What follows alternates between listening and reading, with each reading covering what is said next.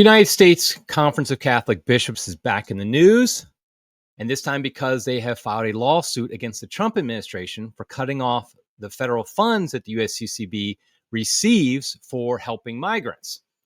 Now, I want to get into that in a little bit in this podcast, but I want to really break down what is the USCCB, what's its origins, what place does it serve in the church, why is it involved in migrant services in the first place?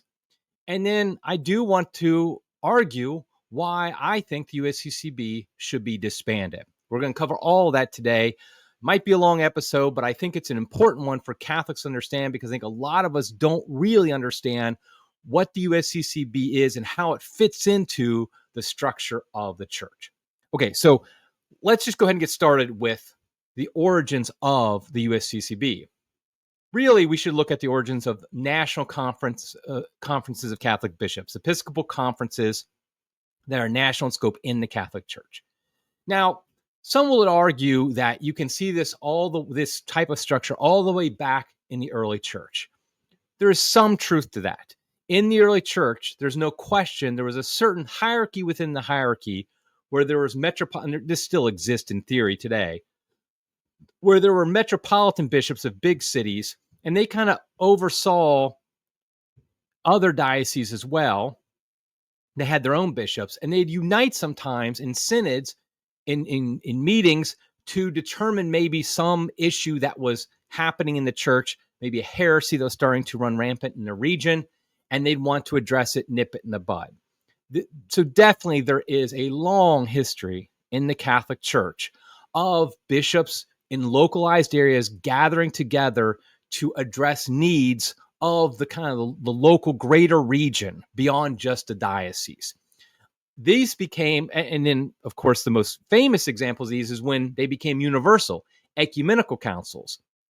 The Council of Nicaea in 325 is the most famous one, called by the Emperor Constantine. And this, of course, went against Arianism and declared that Jesus Christ truly is God and man. And so these localized synods, though, did exist. Now, I want to make a real quick aside. There's a lot of talk about synodality and synods in the church today. I've had podcasts about this before. The synods we see in Rome are not what we're talking about here. The synods I'm talking about in the early church were like one-off gatherings that would just happen to address some issue by some region. So, for example, all the bishops in Egypt or something like that might gather together. And so, and they would address something going on of the time. And if the issue got really big, like with Arius, then you had an ecumenical council of all the bishops in the universal church.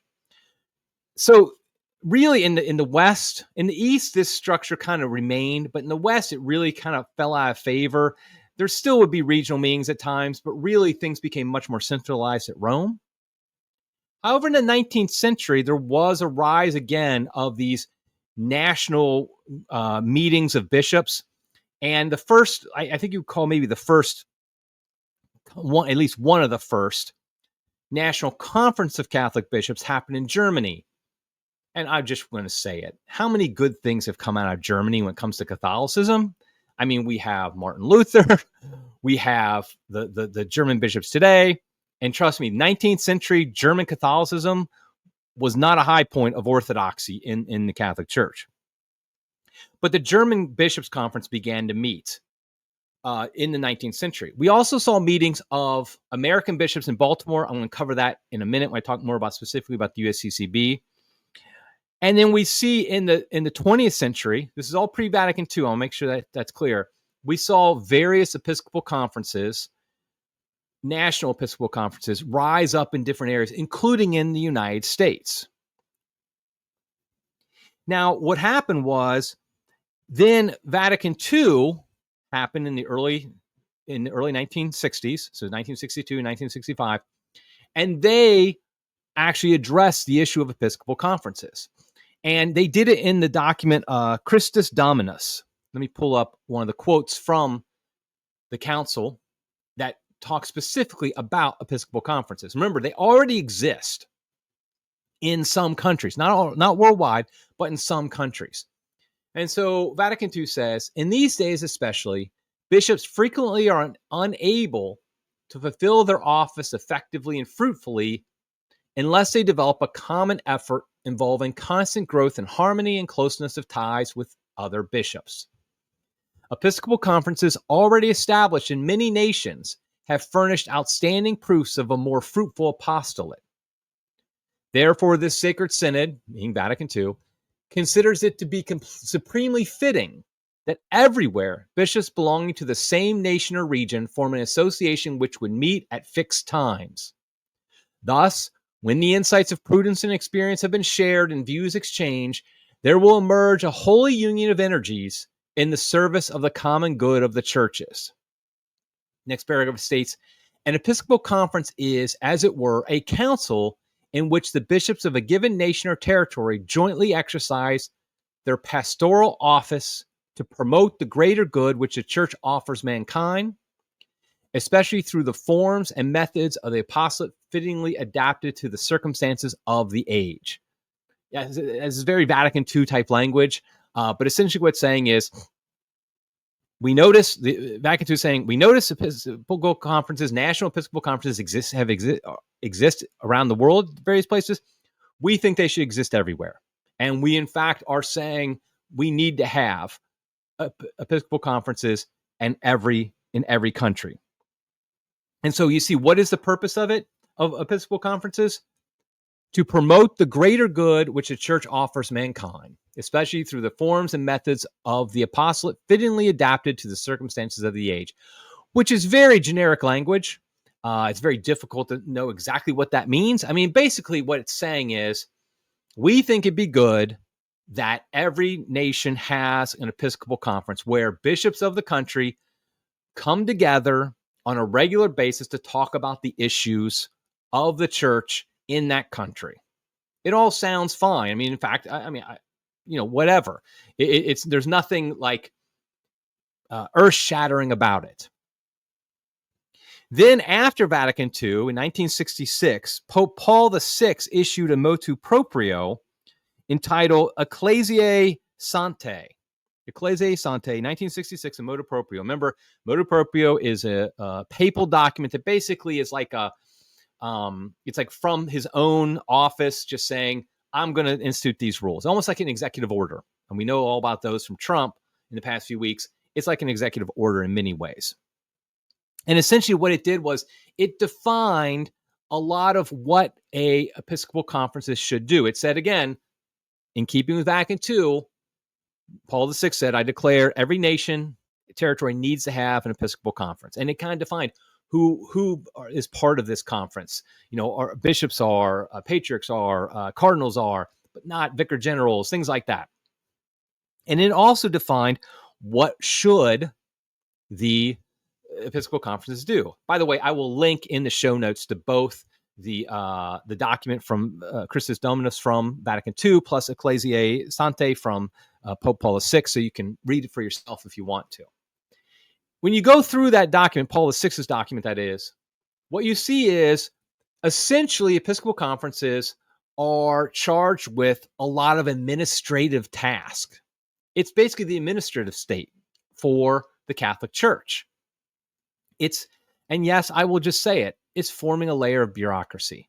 Now, I typically say a lot of negative things about bureaucracy, and there's a lot of negative things to say about bureaucracy. I'm not saying all layers of administration is bad and should be abolished or anything like that, but I'm just saying we need to understand what national Episcopal conferences are, and they're basically an administrative layer in the church. And the idea is, I mean, I'm giving all the benefit of doubt of the people who promoted this and implemented it, that they wanted what's best for the church. The idea is to make it more efficient. The church had gotten so big, and the world had gotten so big, that it's difficult for the Vatican to really have relationships with, for example, the direct relationship with the Bishop of Dubuque or something like that, or some bishop in the middle of South America or Africa or Asia. So instead, there would be this layer added on, and there would be they would be given certain duties. And duties could include things like they collect certain offerings. And we know this. The USCCB does this. They collect certain national offerings at times. They advise in the selecting of new bishops. They determine things like what happens when a bishop resigns. Where does he reside? Can he reside in his diocese? Things like that. They're the ones who set, like, for example, holy days of obligations. The Universal Church sets them, but then a National Conference of Catholic Bishops can modify them as they think it fits the needs of the local church, the national church. They could define, like, for example, it's USCCB. Well, USCCB, we'll see in the history of USCCB in a minute that it didn't really exist in its current form till later, but the predecessor of it basically can set, for example, that the Friday penance does not have to be giving up meat, abstaining from meat, but it could be something else. Clearly, the idea here is the administration of the Catholic Church is a massive undertaking. And people in the church at that time believed that it was necessary to add this extra. They saw, okay, there's countries doing these Episcopal conferences. They seem to be working pretty well for administering things. Let's go ahead and make it a mandatory part of the church's structure. And note, the church can do this. I mean, it's not like the Pope didn't have authority and the Ecumenical Council didn't have authority. That's exactly what they have authority to do, is things like this, that they can decide, okay, we're going to require national Episcopal conferences. And that's what they officially did in the 1960s through Vatican II and after Vatican II. But again, they did exist before that. Here's the key point to remember here. There is no theological foundation for national Episcopal conferences. What I mean by that is not that they're immoral. I mean, they can do immoral things, but not that their structures. Like I said, the church has the authority to create man-made institutions within the church to manage the church. The College of Cardinals is a man-made institution. There's nothing in divine revelation from our Lord himself that says, okay, you need to select certain bishops to be cardinals, and they're the ones who are going to elect the Pope. That's all man-made. It can be changed. Likewise with Episcopal conferences. What is divinely instituted by Christ is the hierarchy of the church, which is the bishops united to the Pope and with priests and deacons under them. The order of sacraments, which is the episcopate, the priesthood, and the diaconate, that is divinely instituted by Jesus Christ. That cannot be abolished. That cannot be changed. Likewise, the institution of the papacy was instituted by Christ himself. Therefore, it cannot be abolished. And so, therefore, we have this idea of the Pope as the head of the church, with the bishops united to him, and priests and deacons serving those bishops. That is divinely instituted. The layer of, for example, the layer of the Vatican itself, the bureaucracy of the Vatican, that is all man-made. The layer of the National Conference of Catholic Bishops, that's all man-made. Again, I'm not saying we shouldn't have certain man-made institutions within the church. We have to, just to manage things. But we can change them. We can abolish them. We can add new ones and things of that nature. So it's important to remember the National Conferences of Catholic Bishops are not like ecumenical councils. Ecumenical councils are something also divinely instituted. We see this in the early days of the Church with the Council of Jerusalem. And so therefore, they can be abolished, they can be adjusted, they can be changed. This is an important thing to remember. Some Catholic might see the title of this podcast, the USCCB should be disbanded, and they might think, wait, he wants to abolish the bishops? What is he, a Protestant? No. We do not want to abolish the bishops. The bishops are a necessary component of the Catholic Church. But the bishops in a certain country meeting twice a year in Baltimore or in a swanky hotel in DC or something like that can be abolished. The bureaucratic institution, all the administration and the jobs of the US working for the USCCB, that can be abolished. Those are not divinely instituted. So I'm not calling here for the abolishment of the bishops, the hierarchy of the bishops. I'm calling for the abolishment of the USCCB, and frankly, probably all national conferences of Catholic bishops. Let's look at, though, the history of the USCCB itself, because this will help us understand how we got to where we are. So again, in the 19th century, so the 1800s, we see there were provincial councils of Baltimore. They started in 1829. There were regional meetings of bishops, particularly in the Archdiocese of Baltimore. Why Baltimore? Because Baltimore is the first see of the United States. It has a certain precedence. It has a certain honor in the United States because it's the first Episcopal see in the United States of the Catholic Church. So, and then there were plenary councils in Baltimore held in 1852, 1866, 1884. And these broader gatherings included bishops throughout across the country. In fact, in 1884, the Third Plenary Council was especially significant because it led to the creation of what?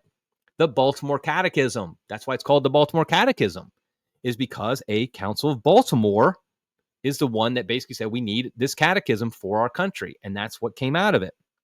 And we all should love the Baltimore Catechism. If we don't, we should. Baltimore Catechism is a wonderful tool, and it came out of a council of bishops. So again, councils, even localized, regional, national councils of bishops, can be good. They can do very good things. But there's a difference between a council of bishops, or synod, you could call it, and a conference of bishops. That's a key point. Councils, synods are not the same as conferences. Councils are one-time things that happen for a specific reason. You might have more than one council over time, but the point is they're not a established set meeting. Okay, we're going to meet every, twice a year, something like that. It's more like, hey, we have a need. Let's all get together and talk about it and make some decisions. That's a council. A conference is, okay, we have this structure that is permanent. We have regularly fixed meetings, and we have a whole administrative state around it. That's what a conference is. So again, let's have our distinctions here. Okay, so that was the 19th century in America. Then we have in 1917, during World War I,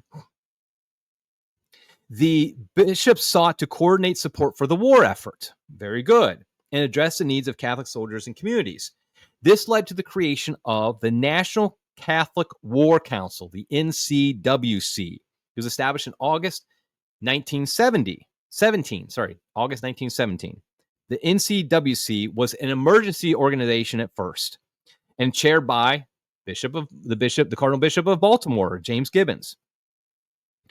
When the war ended in 1918, the bishops recognized the need. They felt there was a need for a permanent national body, and thus we have the predecessor to the USCCB.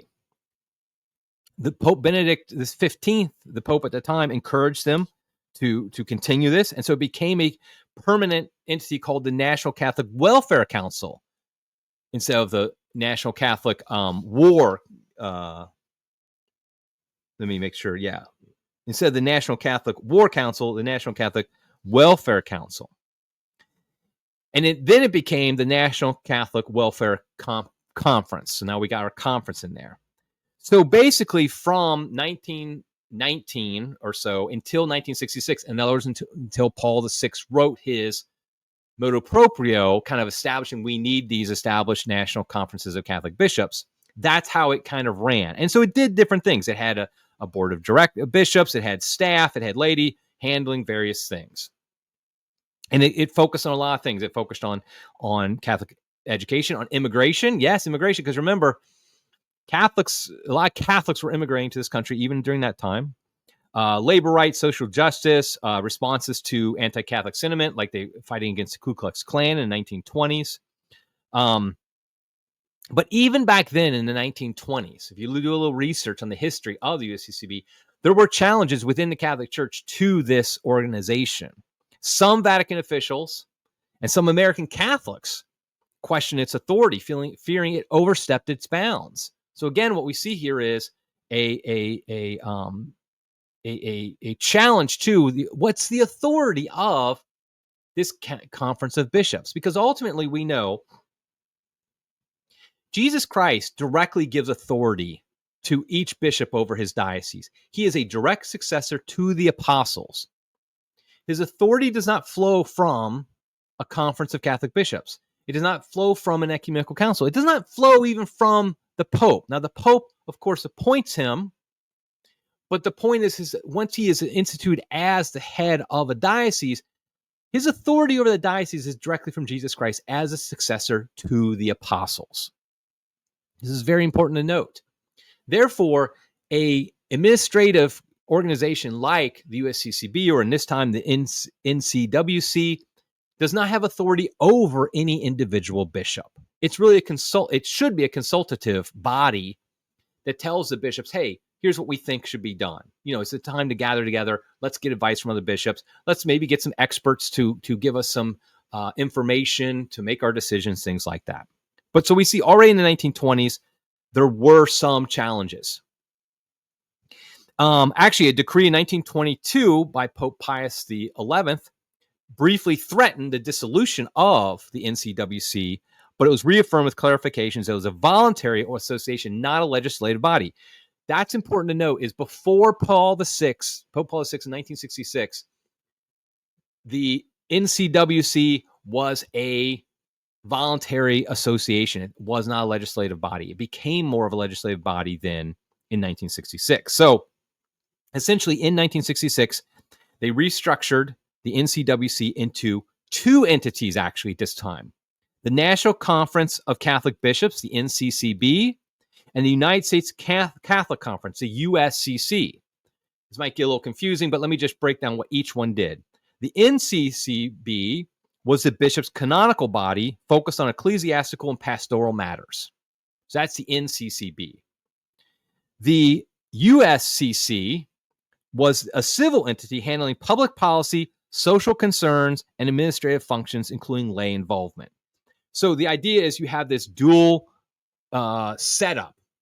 And there's some I think there's some value in this if you really think about it. Because it's very clear. One is more a canonical body of bishops focused on pastoral matters, ecclesiastical matters. So it really is a little bit more, has a little more juice to it.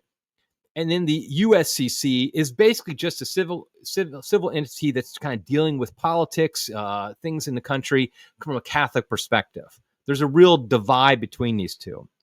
However, in 2001, they were consolidated into one organization called the United States Conference of Catholic Bishops, the USCCB. That's what we have today, the USCCB. So basically took this canonical body, the NCCB, and it took the civil body entity, the USCC, and turned it into the USCCB. That's what we have today, the USCCB. So it covers both like canonical issues plus also dealing with various aspects of civil society. Okay, hopefully I didn't bore anybody by those details, but I think they're important.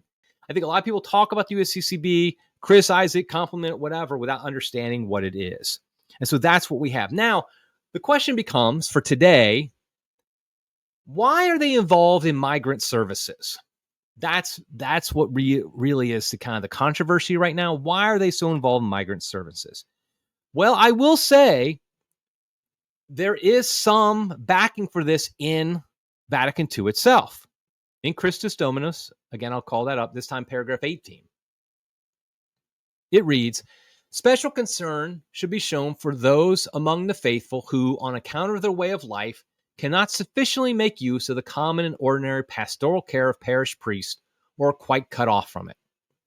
Among this group are the majority of migrants, exiles, and refugees, seafarers, air travelers, gypsies, and others of this kind. Suitable pastoral methods should also be promoted to sustain the spiritual life of those who go to other lands for a time for the sake of recreation. So it's saying that there's people who come to a country who are kind of outside the system, outside the parish system. They can't sufficiently make use of the common and ordinary pastoral care of parish priests, particularly migrants and refugees and exiles. And then Vatican II says, Episcopal conferences, especially national ones, should pay special attention to the very pressing problems concerning the above-mentioned groups, i.e. migrants, exiles, refugees. Through voluntary agreement and united efforts, they should look to and promote their spiritual care by means of suitable methods and institution. It should also, it goes on. Okay, so what we see here is Vatican II is saying Episcopal conferences should pay special attention to the pressing problems of migrants, but what kind of problems? They're being cut off from pastoral care of parish priests, and their spiritual life. It specifically says that. In other words, what Vatican II is saying is, listen,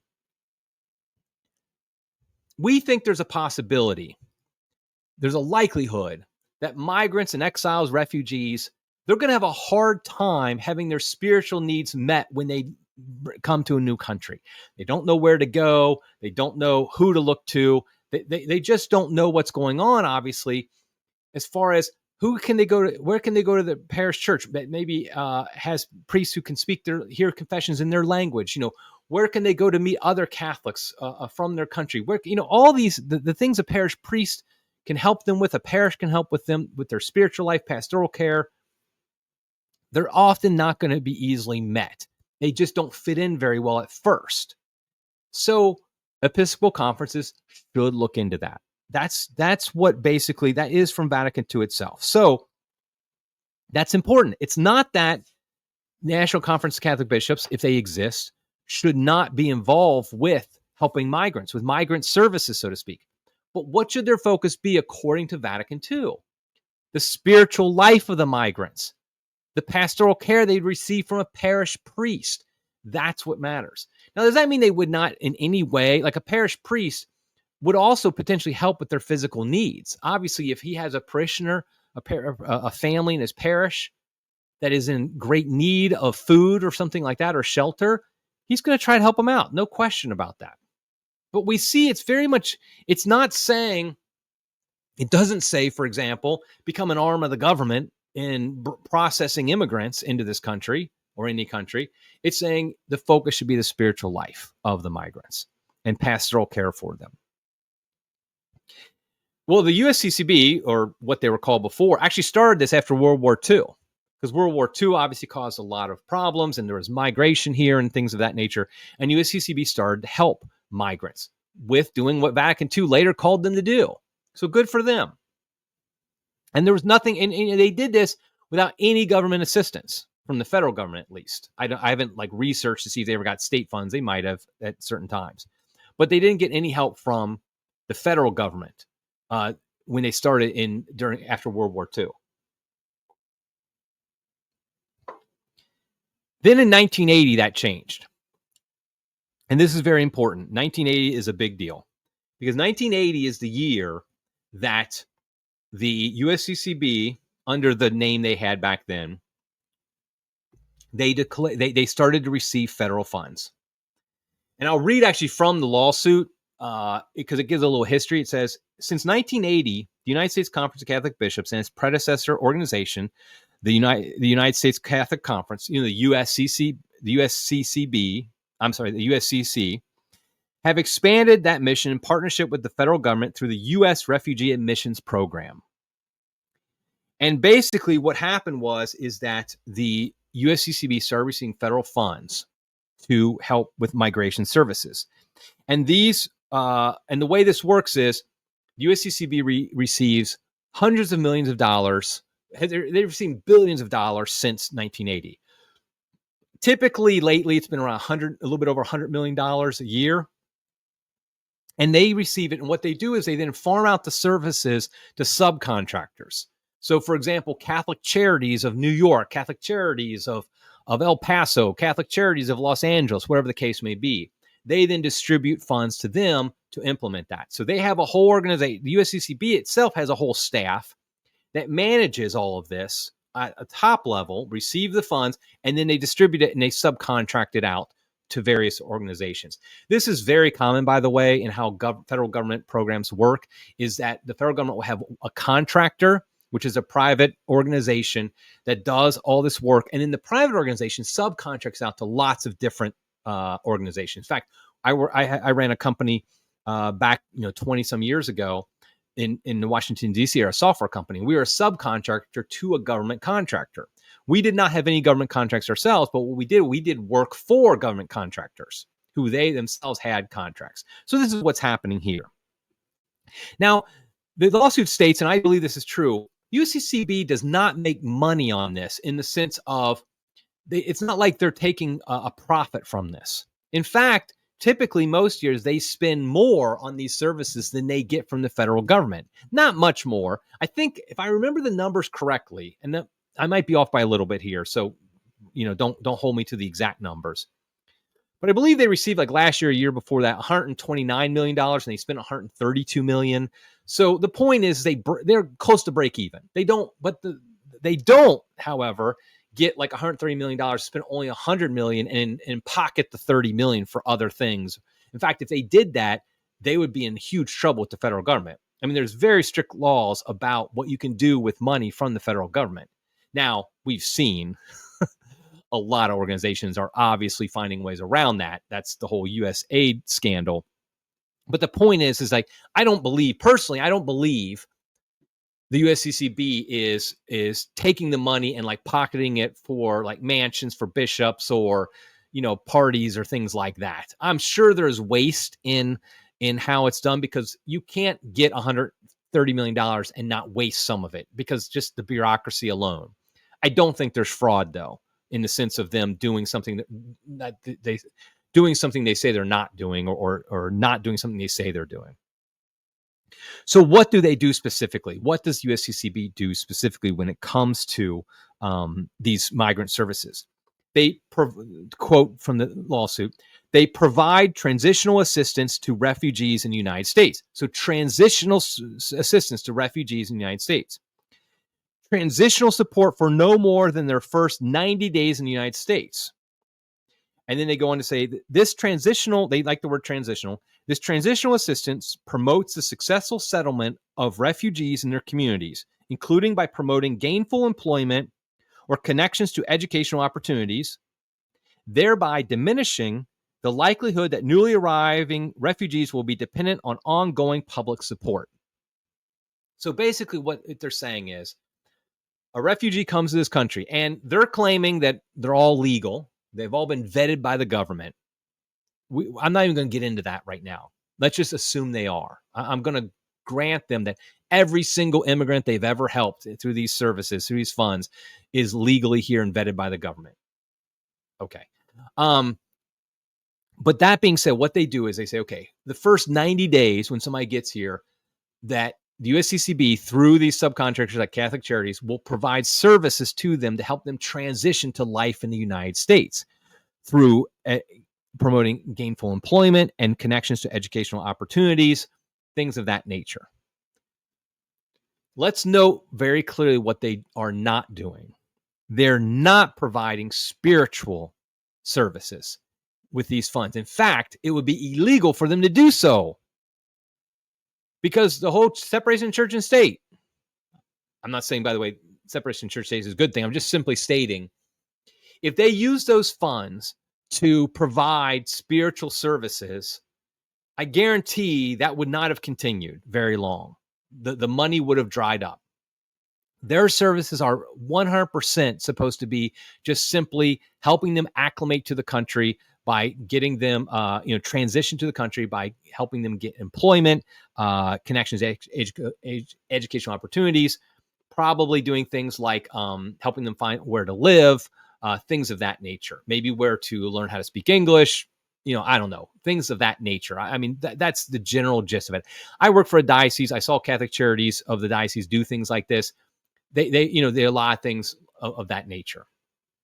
Never, though, is it directly spiritual help. Now, as Catholics, we are obliged to help people physically. We believe in both the spiritual works of mercy and the corporate works of mercy. However, as Catholics, we also believe they're connected. You can't have one without the other. If you help somebody spiritually and they're in a physical need, you have to help them physically. If you help somebody physically and they have a spiritual need, you have to help them spiritually. That is what it means to be a Catholic, to have mercy upon people, to exercise these works of mercy. You do both the corporal and the spiritual. However, because they're receiving federal funds, the USCCB has to divorce those two things. They have to divorce the corporal works of mercy from the spiritual works of mercy. And when you do that, you really weaken the witness of the church. Because what happens is, the Catholic Church now becomes, in the eyes of these immigrants, no different than any secular help organization. It's no different than if they were helped by a bunch of atheists. And that, in my opinion, is a scandal and is a shame.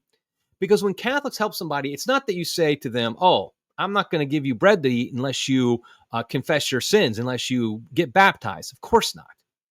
But it does say, okay, this person's in need spiritually and physically. I'm going to offer to assist them in both. That is what Catholics do when it comes to charity, because we know we are body and soul. You can't separate one from the other. To help somebody physically without helping them spiritually, that's awful. That's a slap in the face. Likewise, if you help somebody spiritually without helping them physically if they need physical help, that's also a slap in the face. But by the very nature of this program being federally funded, it has to divorce those two things. That, I believe, is the real scandal. Again, I am giving the benefit of the doubt to USCCB that every single person they've ever helped, every single member is legally here. They've been vetted by the government. That they've used every single dollar in an efficient manner. They've not had any fraud or waste. Let's assume all of that. It still, however, goes against the way in which Catholics should do charity, which is we combine the spiritual and corporal works of mercy. It divorces those two things. And so I think that's the real scandal here. Now, what about this lawsuit? I'll link to it in the show notes so you'll see it. I've read it. It's like 30 some pages, I believe, something like that. 35 pages. And essentially, here's what happened. The USCCB had a contract with the government to receive, I think in 2025, they currently were going to receive $65 million, they said. So a little bit less, but I imagine more would have been added if Kamala Harris had been president right now. That just gives you the shudders to think about if she had become president. But essentially, so they were operating under these funds. Now, they don't get $65 million check. They get money over time for various services. Well, all of a sudden, I think it was January 28th, I believe it was, they received a notice from the State Department, I believe it was. It basically said, due to a recent executive order directing the suspension of funding of foreign aid and a vague suggestion that the awards not be consistent with the State Department's priorities, no more funds were given. The vague suggestion was the lawsuit's language. Basically, what the USCCB got notice is saying, because of a recent executive order stating the suspension of funding for federal aid, and because we believe this State Department talking, we believe this work you're doing is not consistent with the State Department's priorities, we're cutting off money. They didn't say we're going to cut it off next week. They didn't say we're going to cut it off next month. They didn't say we're going to give you a little bit. They said we're just cutting it off dry today, right now, which is pretty harsh. I mean, let's be honest. The USCCB is saying in their lawsuit, you can't do that for two main reasons. First, they're saying that the executive order doesn't mention this type of help. It's talking about foreign aid, and they're saying this is domestic aid because these people are here in this country now. They're also claiming that Congress controls the purse strings, not the executive branch. The executive branch can't do this. Now, I personally think that one's hilarious because, like, we followed the Constitution so exactly over the past, decades. I mean, the Constitution is a joke. I mean, it's Congress is supposed to declare wars, and the Congress hasn't declared a war since 1942 or whatever it is. And the presidents have declared wars all the time. Have basically started wars all the time. I mean, that's kind of a joke, but that's what the USCCB is arguing. They're lawyers, I should say. Lawyers, by the way, they're paid for by your donations, so you're welcome. And so essentially what they're saying is that because of this, we had to lay off 50 people. We had to basically stop paying our subcontractors, which is harming our reputation. They literally say that. The USCCB is worried about their reputation being harmed. I mean, guys, I'm sorry. That ship sailed long ago. But what they mean is their ability to pay their subcontractors. Their subcontractors are not going to think highly of them if they just stop paying them. But they have to stop paying them because they don't have any money left. So that's essentially what the lawsuit is asking is for these payments to begin back up. That essentially the executive branch of the State Department is not allowed to do that. And by the way, the lawsuit is against the Department of State and the Department of Health and Human Services because I don't understand why it's like this, but essentially the way it works is the State Department's kind of in charge of this, but then the money gets paid through HHS. So Marco Rubio and RFK are both named in this as well. So what the USCCB wants to do through this lawsuit, get the payments back going again. Here's the problem, as I see it, is the USCCB has lost the plot. I mean, they've really lost the plot. They see themselves not as a administrative body that's helping bishops advance the mission of the Catholic Church to save souls, but they see themselves eventually as an NGO, a non-governmental organization, that they have a job to do of helping migrants transition into this country with no, by the way, spiritual help involved in that by law. And so they that's what they see themselves as. That is not what Vatican II called for. That is not even what Paul VI called for. That is not what the origin of national conferences of Catholic bishops are. And that is really the problem here.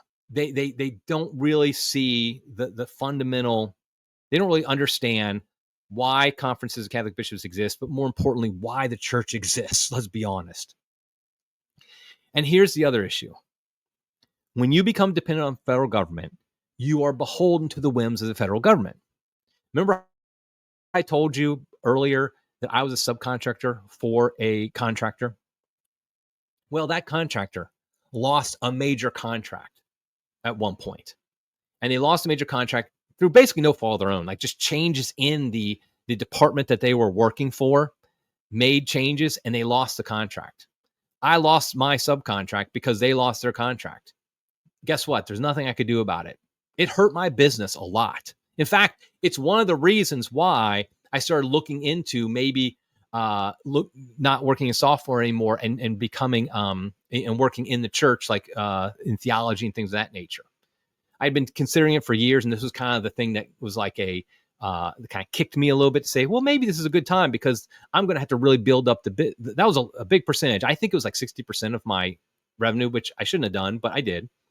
But that's exactly what's happening here with USCCB. They have built up this whole superstructure based upon receiving over $100 million of federal funds every year. Well, guess what that means? If a new administration comes in that doesn't want you to do it anymore, you lose it. And you have to, that's just the way it is. USCCB is no different from anybody else. That happened to my business. It happened to that contractor I worked for, and it happened to USCCB. That's just the way things are. The problem is this lawsuit, it just is such a terrible image for the Catholic Church. Because here's the problem. I just went through how the USCCB kind of fits in the structure of the church. Most people aren't going to watch this podcast. They're not going to listen to this and understand that. To most people in America, Catholics and non-Catholics, the USCCB represents the Catholic Church in America. And what they look like now is a bunch of whiny brats who just want their money. I'm not saying that's completely fair. I'm just saying that's the reality. And nobody there at the USCCB seems to understand that perception, how bad the perception is of the USCCB is among Catholics and even among non-Catholics. I mean, they've dropped the ball in so many ways. They dropped the ball during COVID. They dropped the ball with McCarrick. They've just continually dropped the ball. And so even Catholics who love their local bishop, who think their own bishop is great, typically they have no respect for the USCCB. They want their bishop almost have nothing to do with the USCCB if possible. If the USCCB, if the Catholic bishops of this country want to help migrants, and I think they should, by the way, they need to do it the way they were doing it before they received federal funds. They need to do it with their spiritual and physical needs in mind. As soon as you receive federal funds, you cut off that ability to really help them out spiritually. And that is a scandal. I have no problem with USCCB if the bishops want to say, hey, we need to help migrants with their spiritual life and their physical life. And so we're going to take up collections to do that. And then whatever the collection brings in, that's how much you can help them. If it doesn't bring in a lot, that's just the reality. You need to convince us better. If it brings in a ton, great, you can do tons of work. That's how the church should operate. It can only do what the money we have. It shouldn't be taking money, which is essentially taken from us by force, i.e. our taxes, or through inflation, printing it, to be an NGO. And so the USCCB has lost the plot. And this is why I think, I've been going a little bit long today, longer than normal, but I think this is an important issue. This is why I think, however, this is why I think the USCCB should be disbanded. Now, here's the thing. I know it's not going to happen. I can't make it happen. No bishop can make it happen. It has to happen by the Vatican. Because like we've seen, the Pope made it mandatory, and Vatican II, essentially, through Vatican II, they made it mandatory to have these conferences, national episcopal conferences. And so they're not going to get disbanded tomorrow. I think they should, though. I think they should. Again, it's not called to disband the bishops, the order of bishops, or the papacy, or the hierarchy of the church, anything like that. We have, as laity, from our perspective, we have a hierarchy we should listen to. Our pastor, our local bishop, ecumenical councils, and the Pope. That's it. I don't really have to care what the bishop, even of the neighboring diocese, says. I have to care what my bishop says, yes. I don't have to care what the bishop won over, or even the whole group of bishops in my country say. What I care about is what my bishop says, when ecumenical council says, what the Pope says. The reality is that the national episcopal conferences are an experiment that failed. They are not something that has made the church better at preaching the gospel, at fulfilling the mission of the church. I don't see how anybody could argue for that. I don't see how anybody can argue that point. If you look at the history of conferences, of national conferences of bishops, they're about 100, 150 years old. They've really been in place for about 60 years, in required. They've not helped with the mission of the church, because ultimately that's what matters. Ultimately isn't, can we be more efficient or anything like that? Can we minister things better? What matters is that, can we advance the mission of the church to save souls? That's all that matters. Now, I get you need to have administrative layers in an organization as large as the Catholic Church. You're going to have human instituted positions, staffing, things of that nature.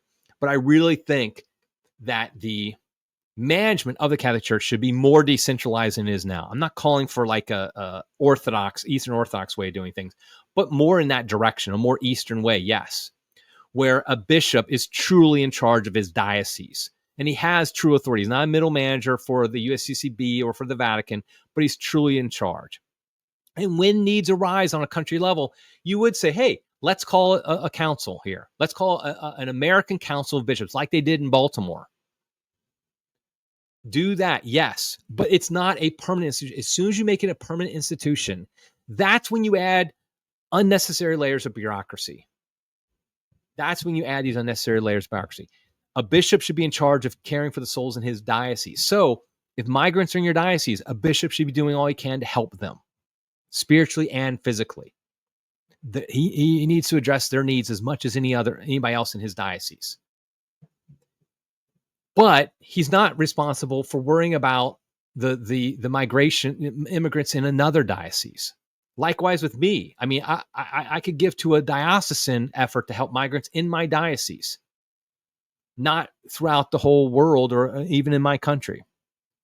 And if there's some issue that is beyond a diocese, have a council, have a one-off council, not a permanent bureaucratic administrative state, because that's essentially what these national episcopal conferences are. Return bishops to more robust duties, more robust responsibilities, where they run their diocese as true successors to the apostles, instead of making them just simply middle managers as part of a national episcopal conferences. The USCCB is not worth the time, money, and effort. And in my opinion, it does more harm than good, and it should be disbanded. Okay, I'm going to stop it there. I think I made my opinion pretty obvious. Hopefully this was helpful for people understanding how these national episcopal conferences work, how the USCCB works, why it's involved in migrant services, why it's suing the federal government, and why ultimately I think all Catholics should think, that the USCCB should be disbanded. And by the way, I don't think we should in any way financially support the USCCB as lay Catholics. That's the only way our voice is heard. So if you can help it, find ways not to financially support the USCCB. Okay, that's it for now. Until next time, everybody, God love you.